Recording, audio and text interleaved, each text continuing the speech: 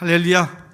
너 하나님이 저와 여러분들을 변함없이 사랑하셔서 축복하시고자 이 성일을 허락하시고 마음을 움직이시고 또 발걸음을 움직이셔서 이 자리에 있게 하신 줄로 믿습니다. 하나님의 축복이 이미 여러분의 삶에 시작됨을 기억하실 수 있길 간절히 소망합니다. 그래서 이 예배 시간이 여러분의 기도를 주장하는, 여러분의 뜻을 주장하는 시간이 아니라 하나님의 뜻을 듣고 그 뜻을 순종으로 누리는 시간 되길 주님의 이름 간절히 기원합니다. 그래서 나를 뛰어넘는 그 하나님의 축복이 이 시간 역사하는 시간 되길 주님의 이름 간절히 기원합니다. 미국 역사에서 1780년 5월 19일은 암흑의 날로 기록이 되어 있습니다. 왜 암흑의 날인가? 그것은 미국 북동부 지역의 뉴잉글랜드 지역에 원인을 알 수 없는 그러한 하늘이 완전히 암흑으로 변한 그러한 사건이 있기 때문에 암흑의 날로 기록되어 있던 것입니다. 아침에 해는 찬란하게 떴어요. 평소와 다름없이 떴는데 조금 30분 지나고 1시간 지나면서 하늘에 구름이 끼기 시작합니다. 그리고 그 구름이 점점 까매지기 시작해요. 그리고 그 구름이 땅으로 점점 내려오는 것입니다. 빛이 어두워지고 구름과 구름이 부딪히면서 천둥 번개가 칩니다. 그리고 바람이 불기 시작하고 땅이 막 흔들리는 거예요. 이게 잠시 잠깐 있으면 괜찮은데 그 시간이 9시부터 계속 정오까지 이어지는 겁니다. 사람들이 두려워 떨기 시작합니다. 그래서 사람들이 자기 하던 일들을 다 멈추고 집으로 돌아가는 것이에요. 농부들은 밭에서 일하다가 말고 집으로 돌아가고, 장사하던 사람들은 장사를 다 걷어치우고 집으로 돌아가고, 목수, 대장장이 다 집으로 돌아갑니다. 학교에서는 학교 공부를 스톱하고 아이들이 두려운 마음으로 학부모들이 와서 데리고 가는 것이에요. 그러면서 잠깐 있다가 사라져야 될 그 흑암이 계속 이어지는 거예요. 정오를 지나고. 그래서 사람들이 두려운 마음으로 성경을 떠올리기 시작합니다. 이게 종말의 때 아닌가? 예수님이 재림하는 그 순간 아닌가 하면서 굉장히 마음에 두려워하는 것입니다. 그때 뉴잉글랜드 지역의 코너티켓 주에서는 주의회가 벌어지고 있었어요. 주의회 회의가 열려지고 있었습니다. 그러니까 그 주의회 회의가 열려지고 있는데 막 번개가 치고 천둥이 치고 하늘이 까매지고 땅이 막 흔들리니까 거기에서 동의가 나왔어요. 의회를 연기하자고. 그런데 한 의회 회원이 손을 들고 이렇게 말합니다. 의장, 오늘이 최후의 심판 날이든지 아니든지 그것은 우리가 상관할 바가 아닙니다. 만일 심판의 날이 아니라면 우리가 회의를 연기할 필요가 없습니다. 또 만일 오늘이 심판의 날이라고 해도 우리는 우리의 의무를 다해야 할 것입니다. 촛불을 켜고 회의를 진행할 것을 동의합니다. 사랑하는 성도 여러분, 만일 지금 저와 여러분들 앞에 이러한 일이 벌어진다면 아침에 그렇게 찬란했던 태양이 갑자기 깜깜해지고 구름이 몰려오고 그 구름이 하늘을 다 덮고 번개가 치고 막 바람이 불고 땅이 막 흔들린다. 마치 주님이 재림하시는 그 순간처럼 상황이 그렇다. 그럼 여러분들은 무엇을 하시겠습니까? 어떻게 하는 게 옳은 일일까요? 저는 그렇게 생각합니다. 조금 전에 말씀드렸던 그 코너티켓 주의회 한 의원이 얘기했던 것처럼 오늘 우리가 하던 일들을 하는 것이 옳다고 생각합니다. 우리 감리교 창시자 존 웨슬리 목사님에게 한 성도가 이렇게 질문을 했습니다. 목사님, 만일 내일 종말이 온다면 목사님은 오늘 무엇을 하시겠습니까? 그때 목사님이 대답해요. 저는요, 오늘 주신 말씀을 묵상하고 예정된 예배를 인도하고 계획된 신방을 하면서 전도하고 저녁에는 잠들 때 기도하면서 평안히 내일을 맞이할 것입니다. 여러분, 오늘 본문은요, 우리가 너무나도 잘 알고 있는 열무나 비유입니다. 이 비유의 핵심은 뭐냐? 장사하라라는 것이에요. 장사하라. 배경이 그렇지요. 지금 예수님께서는요, 지금 3년의 공생애를 거의 마치고 이제 인류의 대구원의 사업인 십자가를 짊어지시기 위해서 예루살렘으로 지금 가고 계신 거예요. 거의 마지막이 다 온 것입니다. 그런데 지금 예수님이 예루살렘으로 가신다는 것을 아는 제자들과 예수님의 그 능력들을 경험한 죽은 나사로를 살리고 열병인 베드로의 장모를 살리고 또 백부장의 하인을 살리고 또 그러한 기적들을, 오병이어의 기적들을 행한 주님의 능력을 아는 많은 사람들은 이제 예수님께서 예루살렘에 들어가시자마자 그 권세로 로마를 물리치고 메시아 시대를 도래시킬 것이다, 이런 희망에 가득 찼습니다. 그런데요, 메시아 시대가 도래한 것은 맞지만 예수님께서 이 땅에 오시는 순간부터 그 메시아 시대, 하나님의 나라가 임재하기 시작한 것은 맞지만 아직 완성이 안 된 것이에요. 당장 그것이 완성됐다면 복음을 듣지 못한 영혼들, 회개의 기회를 갖지 못한 영혼들 다 멸망받기 때문에 아직 그 완성의 시간은 많이 남아있다는 것이에요. 그래서 이 열문화의 비유를 드신 이유는 그 완성때까지 우리는 어떤 자세로 무엇을 위해서 살아야 할 것인가를 말씀해 주시는 비유다라는 것입니다. 여러분, 오늘 본문 속에서 나타난 어떤 귀인 누굽니까? 바로 예수 그리스도십니다. 그 귀인이 먼 나라로 여행을 갔다. 그게 무슨 얘기냐? 십자가에 달려 돌아가신 뒤에 모든 인류의 죄를 씻고 부활하셔서 다시 하나님 나라에 올라가셔서 하나님 우편에 앉아 계시다가 또 마지막 날 돌아오신다. 그런 재림의 날, 심판의 날, 구원의 날에 오신다, 심판주로 오시는 것을 말씀하고 계신 것입니다.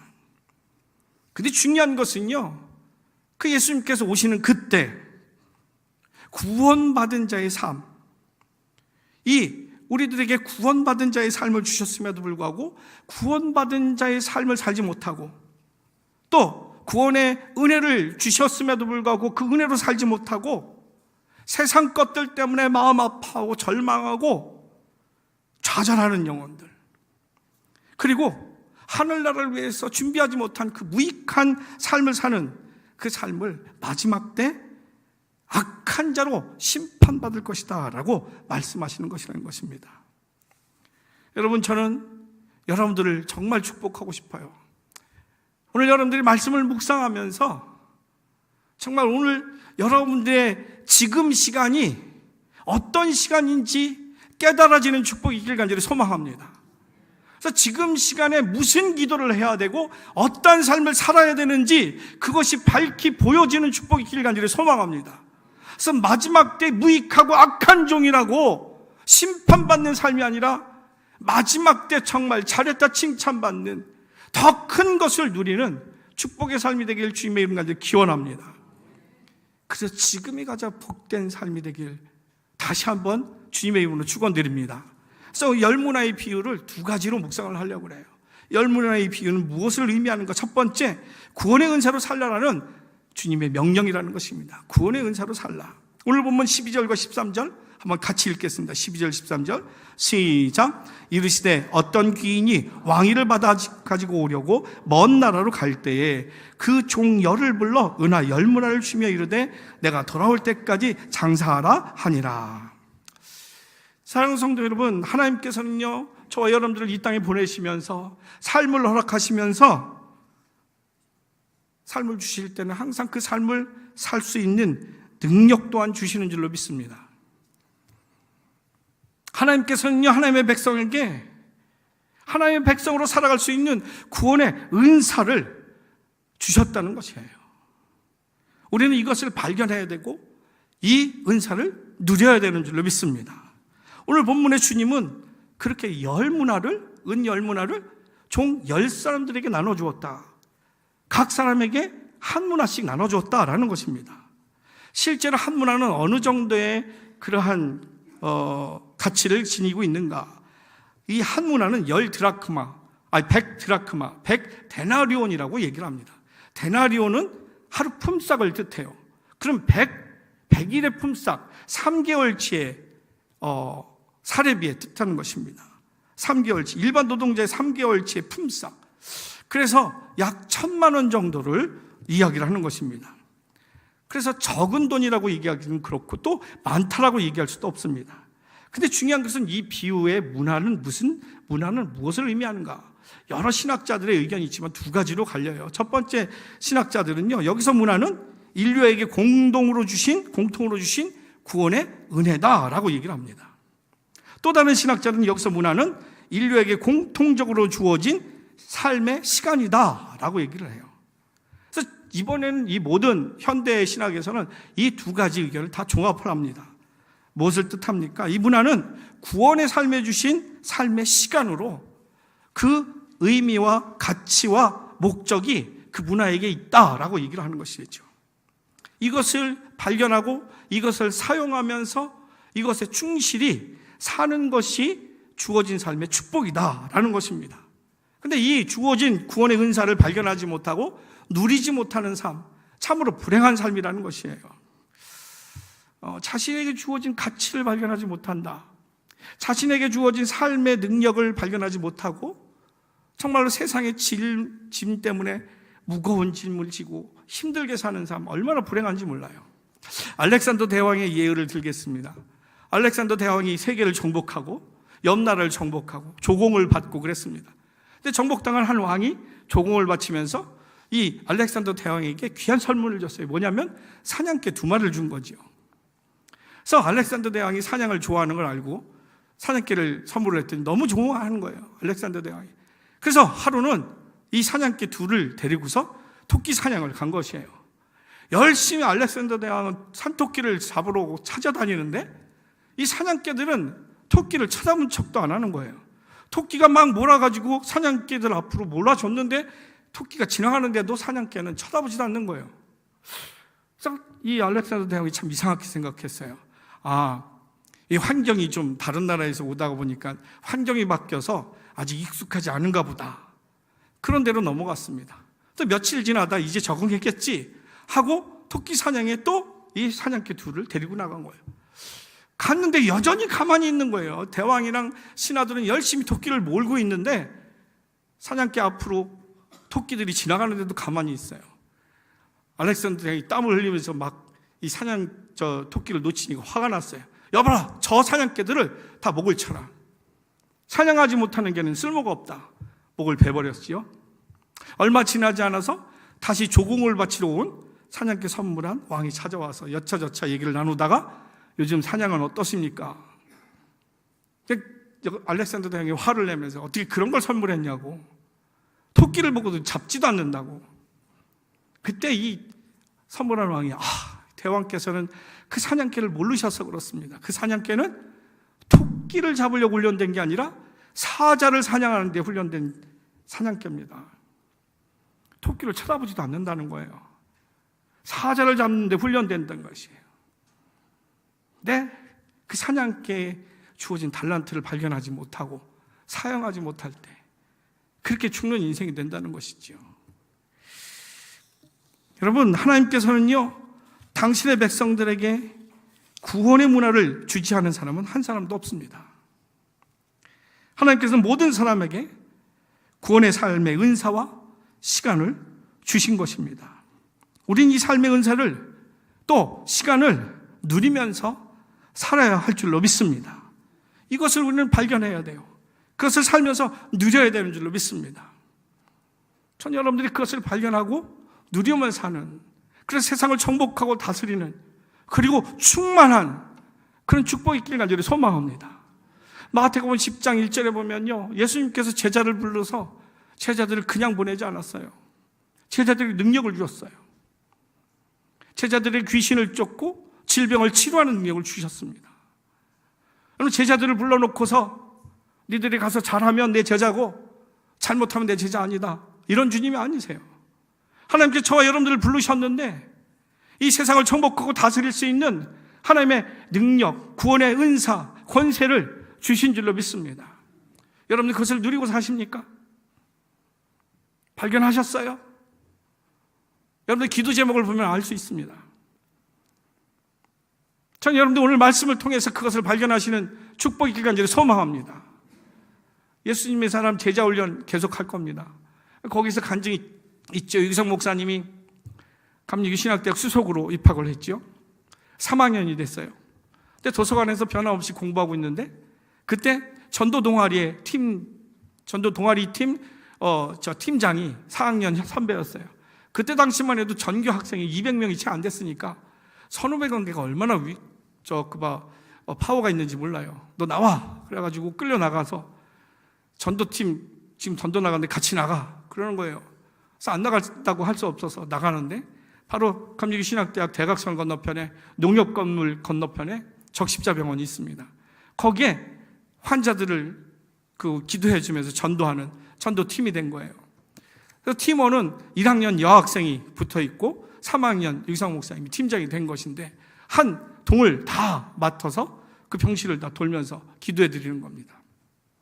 그 기도하는데 얼마나 힘든지 사람들이 비아냥거려요. 야, 기도하면 낫냐? 막 이런 얘기를 하는 거예요. 아, 그럼 낫지요. 어디 한번 기도해봐. 그러면서 낫지 않는다고 약 올리고 막 그러는 거예요. 근데 여학생이 있으니까 자기가 열심히 수석에다가 또 착실한 학생인 걸 나타내기 위해서 열심히 기도를 하는 거예요. 에피소드도 있죠. 배가 이만 산만한 그런 누가 있는 거예요. 그래서 이게 복수가 찼나 보다, 이 말기인가 보다 하면서 거기 손을 얹고 하나님 이 영혼을 구원해 주옵소서 하고 기도하고 나왔더니 산부인과인 거예요. 그 정도로 열심히 기도했는데 어떤 방에 들어갔더니 거기는 아주 중환자실들이 있는 거예요. 다들 막 기부스하고 정신을 잃고 막 있는 거예요. 거기 가서도 기도해 드리겠다 하니까 어떤 사람이 소리 지르는 거예요. 진짜 기도하면 낫냐 그랬더니 그럼 낫지요. 그럼 한번 이 사람한테 기도해서 고쳐봐. 보니까 거기에 있는 5명의 환자가 누구냐면 일용직 환자인데 건설 현장에서 이게 거푸집이 무너져가지고 다 떨어져 추락하는 사람들이에요. 그래서 거기 팀장이 한 분이 이게 뒤로 떨어져가지고 뒤에 머리를 다쳐가지고 시신경이 망가진 거예요. 눈이 안 보이는 겁니다. 그리고 척추를 다쳐서 일어나지도 못하는 거예요. 그 얘기를 들었더니 주변에 있는 사람은 다 다리가 부러지고 팔이 부러지고 갈비뼈가 부러지고 있는데 그분이 굉장히 중요한 중환자라는 거예요. 어디 기도하면 나을 수 있으면 해봐. 기도하면 낫는다고 하는데 이거 어떡하나. 막 진짜 예수님이 겟세마네 동산에서 땀방울이 빗방울이 되도록 기도한 거예요. 당장 안 나타나죠. 그리고 한 달 뒤에 다시 전도를 나갔는데 난리가 난 거예요. 그 학생 어딨냐고. 나중에 봤더니 그 기도하고 그 다음날 눈을 떴다는 것이에요. 그리고 일주일 뒤에 그 사람이 걷기 시작했다는 것입니다.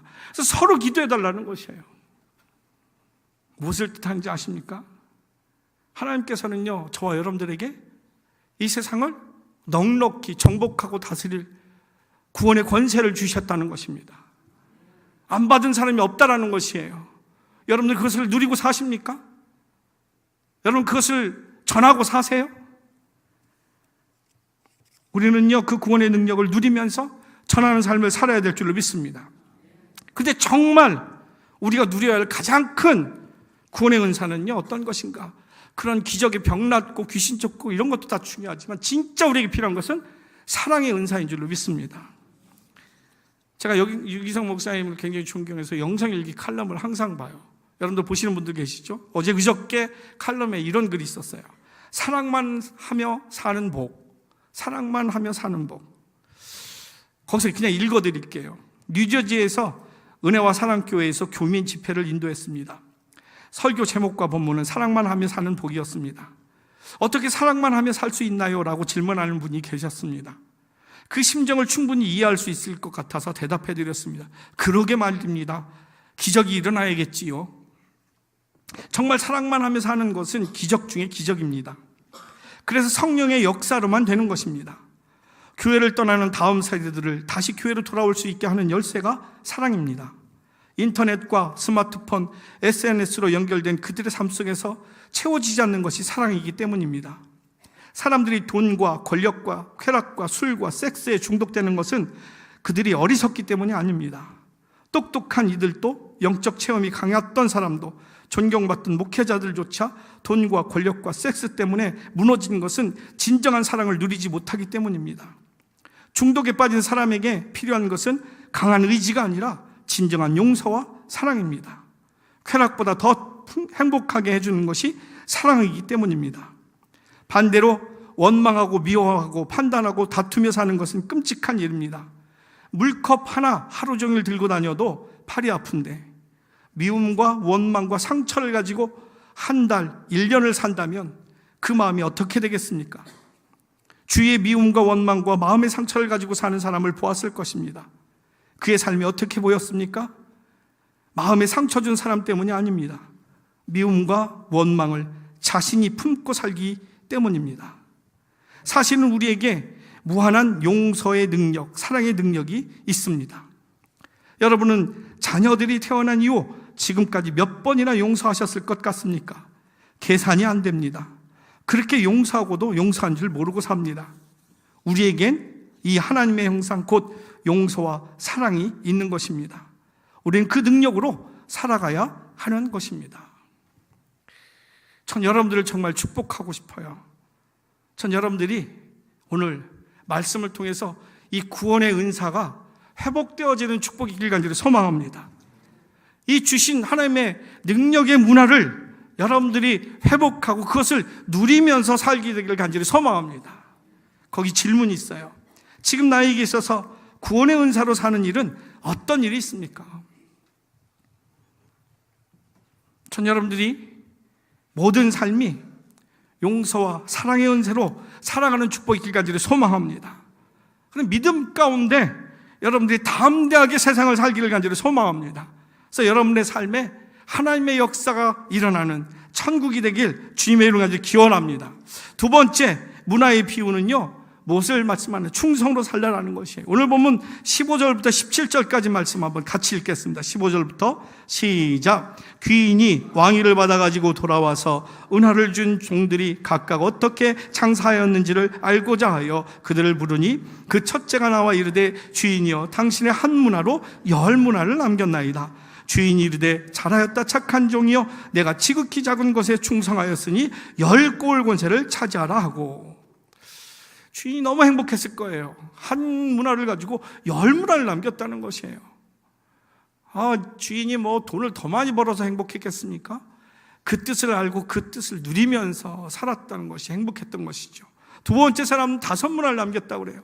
근데 세 번째 사람은 이상한 얘기를 해요. 20절 말씀 한번 같이 읽을까요? 시작. 또 한 사람이 와서 이르되 주인이여 보소서 당신의 한 문화가 여기 있나이다. 내가 수건으로 싸 두었었나이다.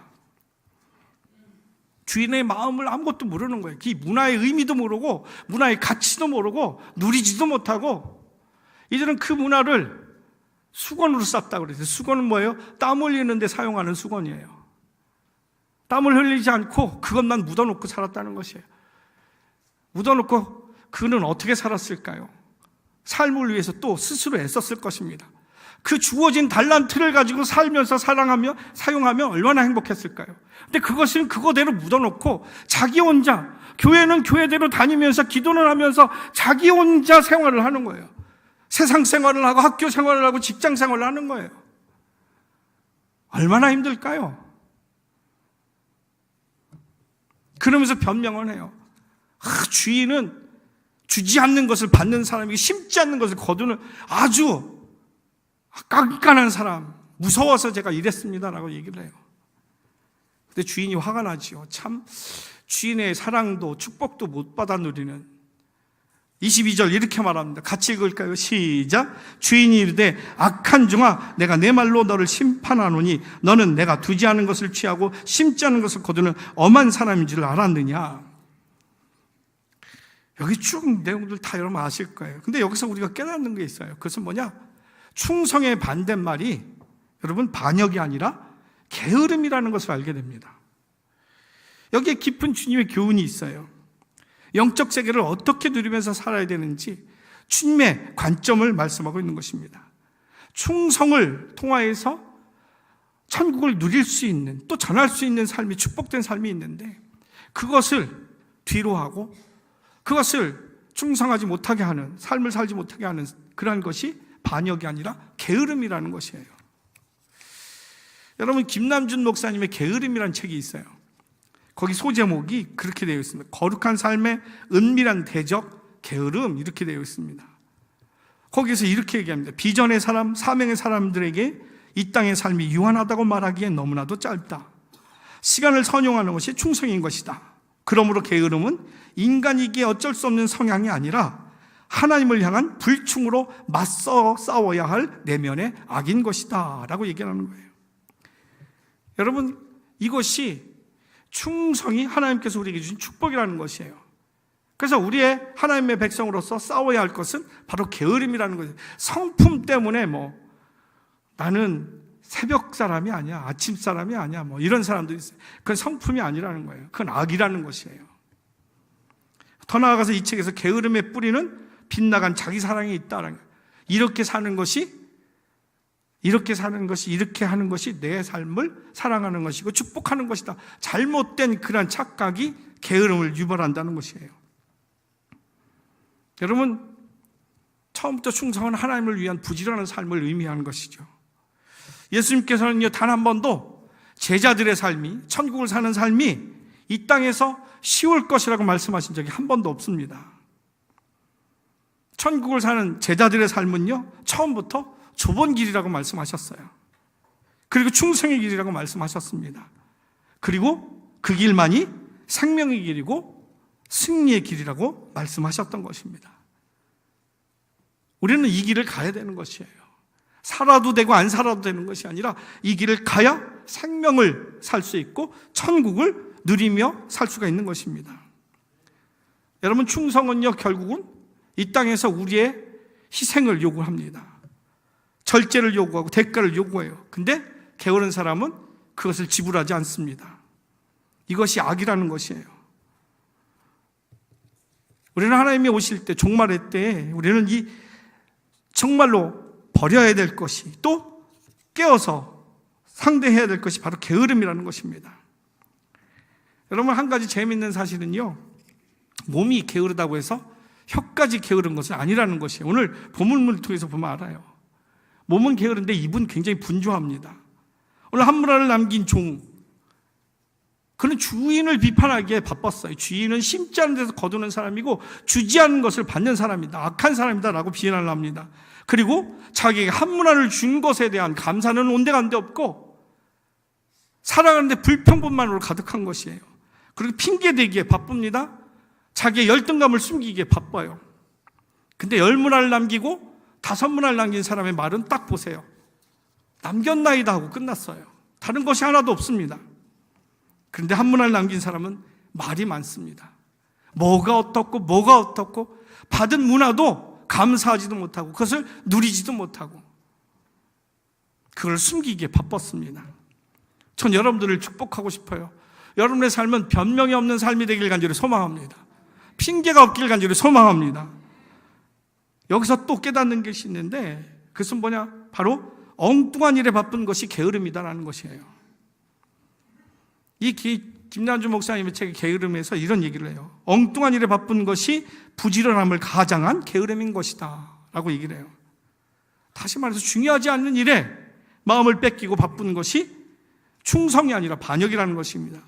영적으로 해석하면 주인이 주신, 하나님이 주신 우리의 삶의 목적을 위해서 바쁜 것이 아니라 내가 그 목적은 상관없이 내가 세상을 사는데 바쁜 것이 게으름이고 반역이라는 것이에요.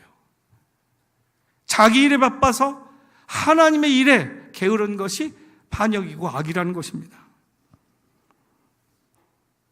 한 문화를 남긴 총은 받은 문화를 수건을 싸서 땅에 묻었어요. 그리고 그냥 낮잠만 잤을까요? 아니에요. 자기 생활하느라고 바빴을 것입니다.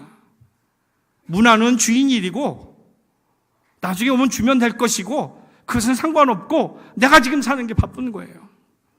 이게 악하고 게으른 것이라는 것이에요. 자기 사명을 상실하고 세상의 일에 바빠가지고 세상을 정복하고 다스리고 충만하라라는 그 능력의 문화를 잃어버리고 자기 능력으로 살다가 정신없이 피곤하고 지치고 사는 그 삶이 게으르고 악한 종이라는 것입니다. 여러분, 충성이라는 단어가 헬라어로 피스토스라는 단어입니다. 근데 이와 비슷한 단어가 믿음이라는 단어인데 믿음이라는 헬라어는 피스티스입니다. 즉 무엇을 뜻하냐? 충성은 믿음에서 나온다라는 것이에요. 다시 말해서 하나님 나라를 사는 충성은 하나님을 믿는 믿음에서 나온다는 것이에요. 왜 우리가 충성을 못하느냐? 하나님의 말씀대로 살면 못 살 것 같으니까. 하나님 주신 문화의 방법으로 살면 망할 것 같으니까. 교회는 다니는데 하나님께 기도하는 것은 내가 이렇게 할 테니까 하나님은 도와만 주십시오라는 것이죠. 거기에 비참함이 있어요. 실패가 있습니다. 그리고 하나님을 원망해요. 이 얘기만 하고 마칠게요. 조희선교회에서 겨울 소양회 때 많은 대학생들이 참여하고 뜨겁게 찬양하고 결단을 많이 했습니다. 그런데 그 뜨거운 은혜를 받음에도 불구하고 결단을 주저하는 청년들이 참 많았어요. 한 자매가 울면서 강사 목사님께 상담을 요청했습니다. 목사님, 하나님께서 저에게 외모고시를 보지 말라고 하면 어떻게 하지요? 그래서 목사님께서 하나님께서 정말 그렇게 말씀하시더냐? 라고 물으니까 아니 그러지는 않았지만요, 만약에 그러신다면 어떻게 하느냐고요. 자기가 지금 은혜를 받고 결단을 하다 보니까 앞으로 교회 일에 또 신앙의 일에 열심을 하다 보면 고시를 준비해야 되는데 시간을 많이 뺏길 것 같아요. 그런 거죠. 실패할 것 같고 하나님이 그거 하려면 그만두라고 말씀하실 것 같고. 그때 목사님은 그 자매 속에 있는 믿음이 보였대요. 무슨 믿음? 그 자매 안에 하나님의 사랑에 대한 불신이 보였다는 것입니다. 그래서 목사님 그 자매를 위해서 이렇게 기도했습니다. 하나님이시여, 이 자매에게 하나님께서 얼마나 좋으신 하나님이신지, 얼마나 사랑이 많으신 하나님이신지, 얼마나 능력 있는 하나님이신지 알게 해 주옵소서. 이 기도를 듣고 그 자매는 꼬꾸라져 펑펑 울게 됩니다. 그리고 그 다음 시간부터 그 자매는 온전히 하나님께 헌신하기 시작해요. 마음에 평안이 넘칩니다. 즉 믿음이 달라지니까 삶에 아무 문제가 없다는 것이지요.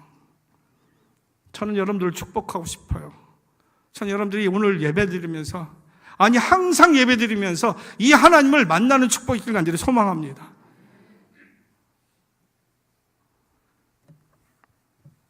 어느 원로 장로님 은퇴 찬화 예배 때 제가 축사를 한 적이 있어요. 근데 그분이 이렇게 소감을 말씀하는 걸 들었습니다. 하나님께 저의 시간을 바쳤더니 하나님께서는 저에게 영생을 약속하셨고, 하나님께 저의 물질을 드렸더니 하나님께서는 제가 사는 동안 물질을 보장해 주셨고, 하나님께 저의 힘으로 봉사를 다했더니 하나님께서는 제게 영육간의 강건함을 주셨습니다. 전 여러분들에게도 이런 고백이 있길 간절히 소망합니다. 이게 문화를 주신 이유예요. 세상을 정복하고 다스리는 풍성한 충만한 축복의 길인 줄로 믿습니다. 거기 질문이 있어요. 지금 나에게 있어서 열문화를 위한 삶은 무엇이 있습니까? 먼저 여러분들이 하나님을 신뢰하실 수 있기를 간절히 소망합니다. 여러분들이 두려워하는 것, 여러분들이 못하는 것 하나님 알고 계세요. 그런데 두려워하고 못하는 거 알고 계시면서 그걸 하게 하시겠습니까? 그거 그대로 하게 하시면은 그것을 여러분이 못하는 걸 알면서 하게 하신다는 얘기는 하나님이 따로 준비하셨다는 뜻인 줄로 믿습니다. 그 인격적인 하나님을 만나는 거예요. 그때 충성할 수 있는 것입니다. 그때 문화의 능력, 구원의 은사를 누리게 될 줄로 믿습니다. 전 여러분들로 인해서 그 은사의 역사가 여러분들 남편에게, 가정에게, 자녀들에게, 그리고 직장 동료들에게, 성도들에게 전해지길 주님의 이름으로 간절히 기원합니다.